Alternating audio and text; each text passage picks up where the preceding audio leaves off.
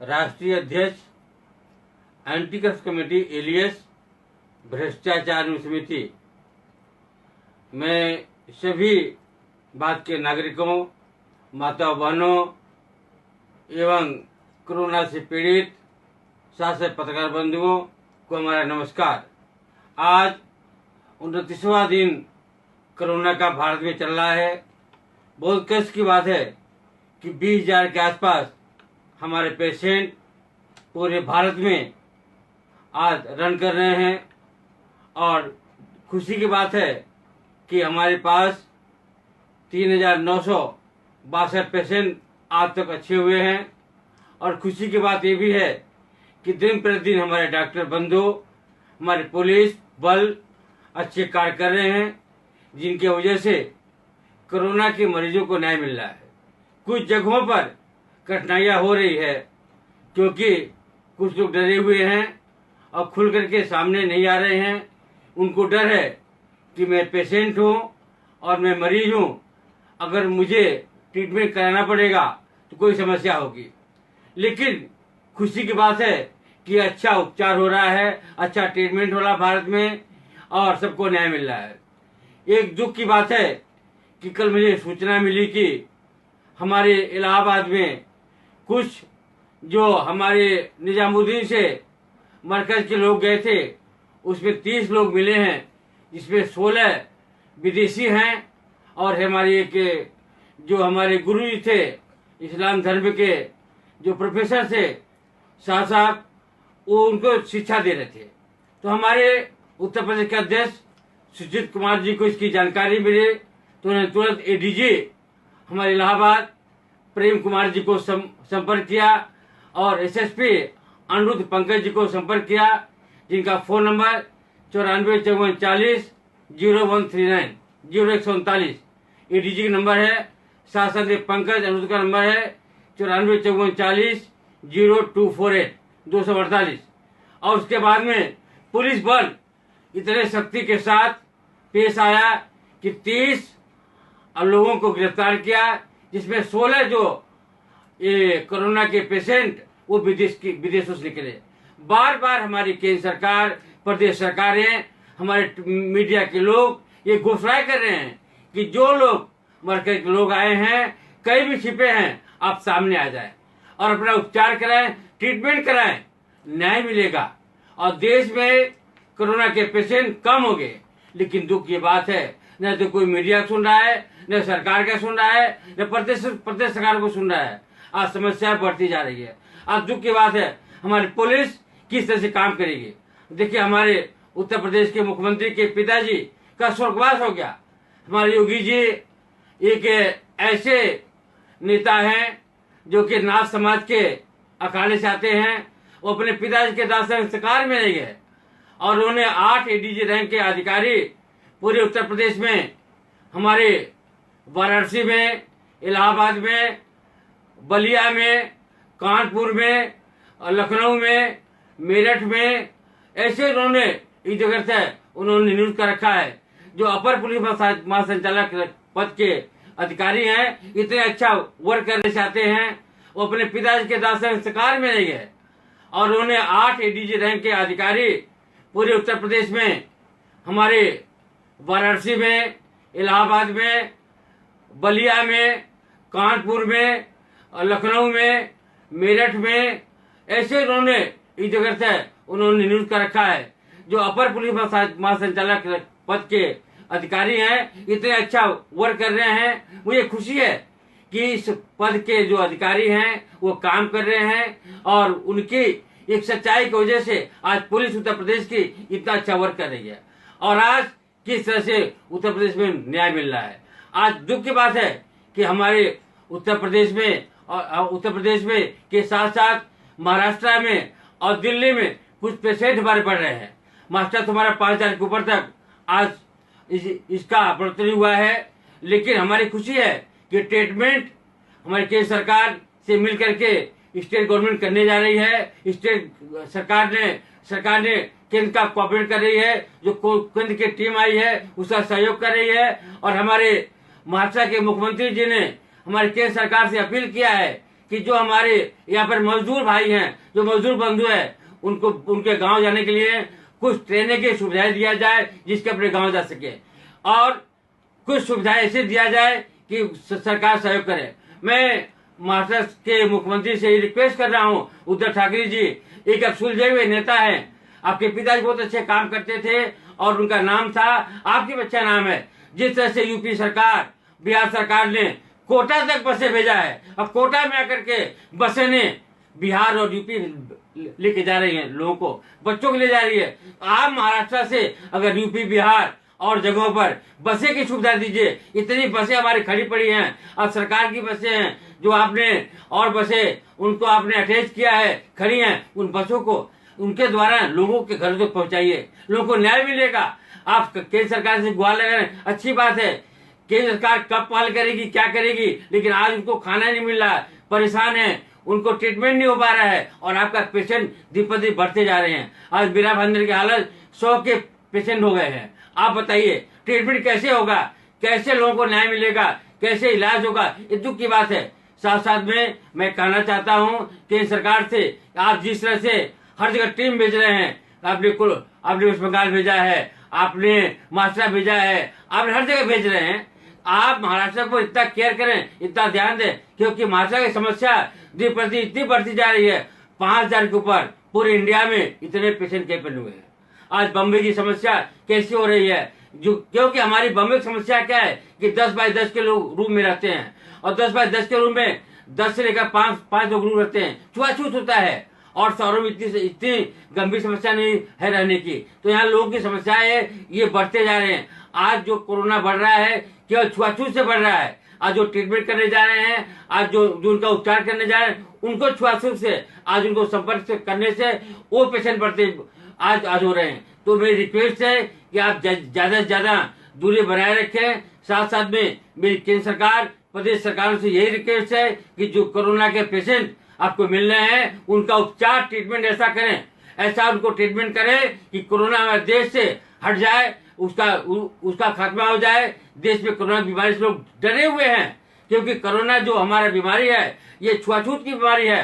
और सरकार से बार बार रिक्वेस्ट कर रहा हूँ कि हमारे लोगों को खाना नहीं मिल रहा है, खिचड़ी जो आपको दी जा रही है, आज नालसपारा में खिचड़ी बांटी जा रही है, वहाँ पे खिचड़ी सही जगह नहीं मिल रही है, लोग खाना नहीं मिल रही है। काफी कंप्लेंट आई है, हमारे जो आयुक्त है हमारे बसे बिरा ने पालिका के वाले लोगों ने कंप्लेंट किया है, इसकी जांच किया जाए कि किस तरह से खिचड़ी नहीं मिले।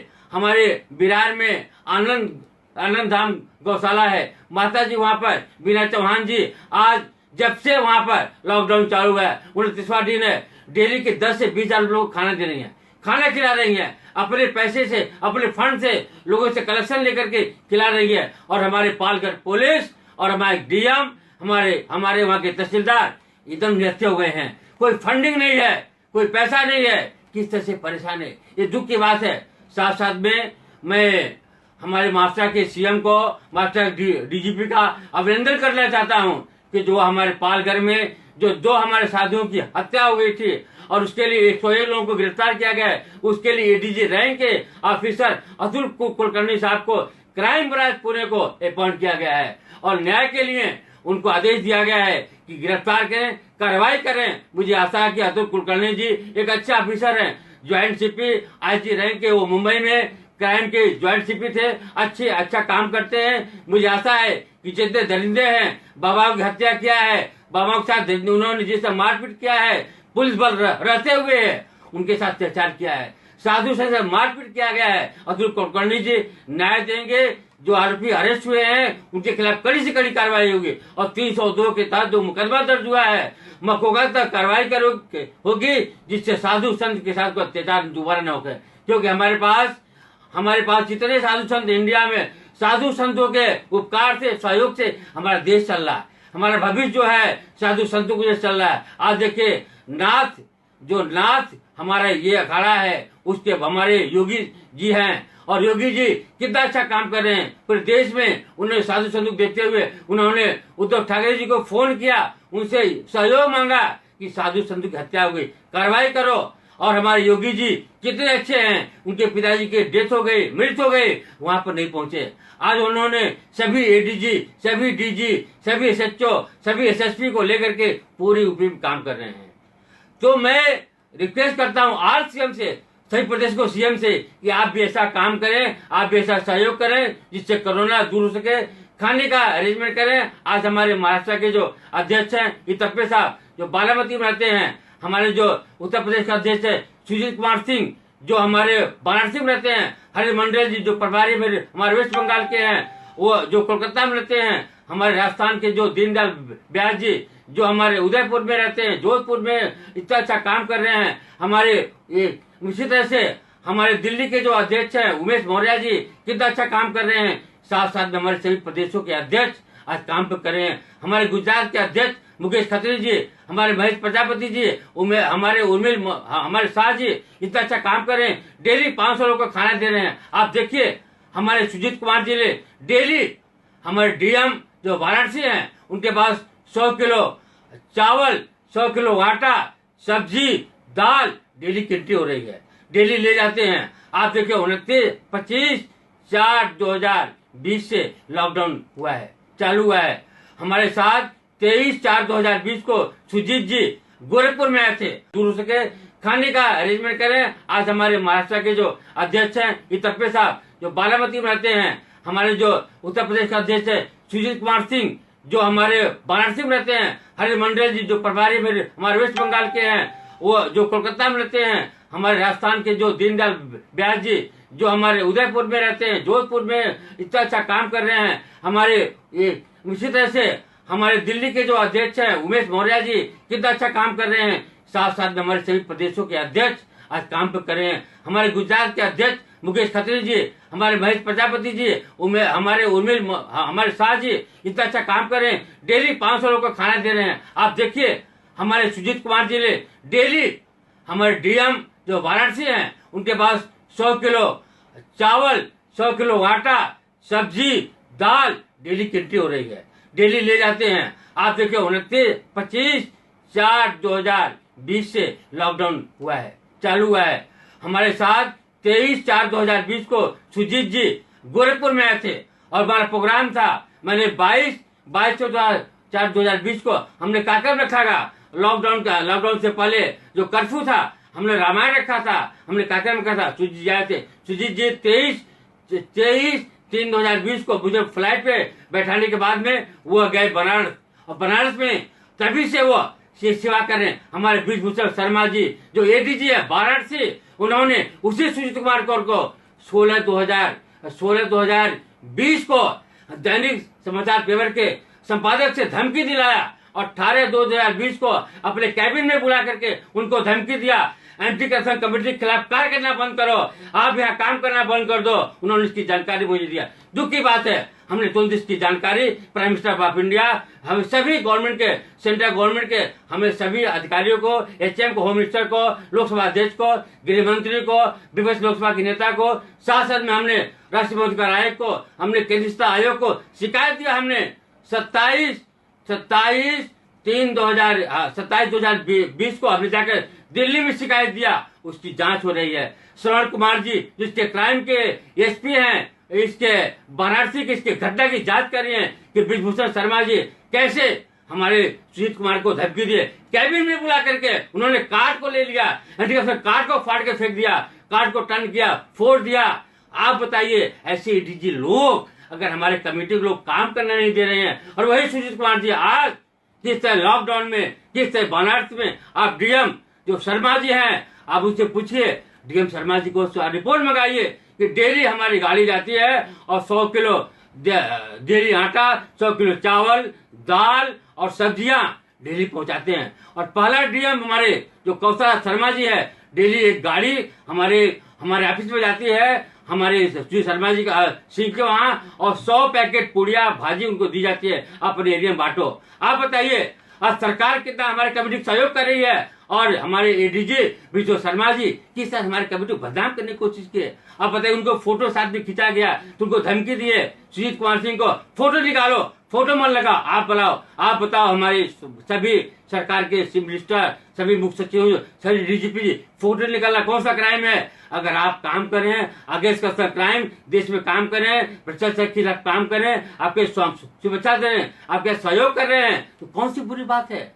हमने देखिए, हमने 22/12/2018 को काम करने नहीं दे रहे हैं, और वही सुजीत कुमार जी आज किस तरह लॉकडाउन में, किस तरह बनारस में, आप डीएम जो शर्मा जी हैं, आप उससे पूछिए, डीएम शर्मा जी को रिपोर्ट मंगाइए कि डेली हमारी गाड़ी जाती है और 100 किलो डेली आटा, 100 किलो चावल, दाल और सब्जियां डेली पहुंचाते हैं। और पहला डीएम हमारे जो कौशल शर्मा जी है, डेली एक गाड़ी हमारे ऑफिस में जाती है, हमारे श्री शर्मा जी का सिंह के वहां, और 100 पैकेट पुड़िया भाजी उनको दी जाती है, अपने एरिया में बांटो। आप बताइए, आज सरकार कितना हमारे कमेटी को सहयोग कर रही है, और हमारे एडीजी विजय शर्मा जी किस तरह हमारे कमेटी को बदनाम करने की कोशिश की। अब बताइए, उनको फोटो साथ में खींचा गया तो उनको धमकी दिए, सुजीत कुमार सिंह को फोटो निकालो, फोटो मन लगा, आप बुलाओ, आप बताओ हमारे सभी सरकार के चीफ मिनिस्टर, सभी मुख्य सचिव, सभी डीजीपी, फोटो निकालना कौन सा क्राइम है? अगर आप काम कर रहे हैं अगेंस्ट कस्टम क्राइम, देश में काम कर रहे हैं, भ्रष्टाचार के खिलाफ काम कर रहे हैं, आपके सुरक्षा दे रहे हैं, आपके सहयोग कर रहे हैं, तो कौन सी बुरी बात है? हमने देखिए, हमने 22/12/2018 को जाकर के हमने ये सीधे नरेंद्र मोदी जी के कॉन्स्टिट्यूंसी में जियापुर में हमने विजिट किया। 23/12/2018 को विजिट किया, हमको प्रोटोकॉल दिया गया, वही सरकार ने प्रोटोकॉल दिया, लाल बत्ती गाड़ी घूमती रही, सहयोग किया। अब बताइए, तो जब उसी प्रदेश में, उसी डिस्ट्रिक्ट में सुरक्षा दिया जा रहा है, सहयोग किया जा रहा है, तो विजय शर्मा जैसे लोग हमारी कमेटी को धमकी दे रहे हैं, आप काम मत करो। दुख की बात है, योगी जी इसकी जांच कराइए कि किस तरह से 16/2/2020 को किस दैनिक समाचार के पेपर ने सुजीत कुमार को धमकी दिया था, और 18/2/2020 को बुलाकर कैबिन में एडीजी वाराणसी ब्रिजेश आपके शर्मा जी धमकी दिया, इसकी जांच क्यों नहीं किया जा रहा है? आप बताइए, हम देश में कैसे काम करेंगे, अगेंस्ट कस्टम कैसे काम करेंगे? आपने 8 एडीजी आपने अपॉइंट किया है, नोएडा में सीपी रैंक के ऑफिसर आपके जो काम कर रहे हैं, किस तरह शर्मा जी काम करें, आपके सीपी रैंक के वारंट आपके लखनऊ में काम करें, तो आपके 8 एडीजी काम करें, कैसे लोग काम करें? मेरा रिक्वेस्ट है कि सभी पुलिस प्रशासन से, हेल्थ के लोगों से कोरोना के खिलाफ लड़ाई लड़ें, जनता का सहयोग करें, जिससे देश में कोरोना का निपटारा हो सके, क्योंकि लोग डरे हुए हैं, कोरोना से डरे हुए हैं, कोरोना का क्या होगा, लोग घरों में बैठे हैं, आगे लॉकडाउन का क्या होगा, देश में क्या होगा, कोरोना कैसे विकास होगा, क्या करेगा, इसका खात्मा कैसे होगा? मेरी सरकार से जनता से रिक्वेस्ट है, आप इस कोरोना से भगाने के लिए जनता का सहयोग करें, लॉकडाउन के अंदर रखें, जिससे और जो भी क्राइम करता है, गुनाह करता है, इस लॉकडाउन में उसके खिलाफ केस दर्ज किया जाए, जिससे लॉकडाउन के लोग समीक्षा करें, लॉकडाउन सहयोग करें, जिससे देश का विकास हो, कोरोना का खात्मा हो सके। यही हमारी सबसे रिक्वेस्ट है। जय हिंद, जय भारत। और मैं दोबारा 24 और 26, 28, 30 2 तारीख को और लास्ट 3 तारीख को 3/5/2020 को लाइव 8 बजे आऊंगा, सभी को संदेश दूंगा। मुझे आशा है कि जनता हमारा कॉपरेट करेगी, लाइव देखेगी, और कोरोना को भगाने के लिए पूरा देश का सहयोग करेगी, जिससे कोरोना से न्याय मिल सके। जय हिंद, जय भारत।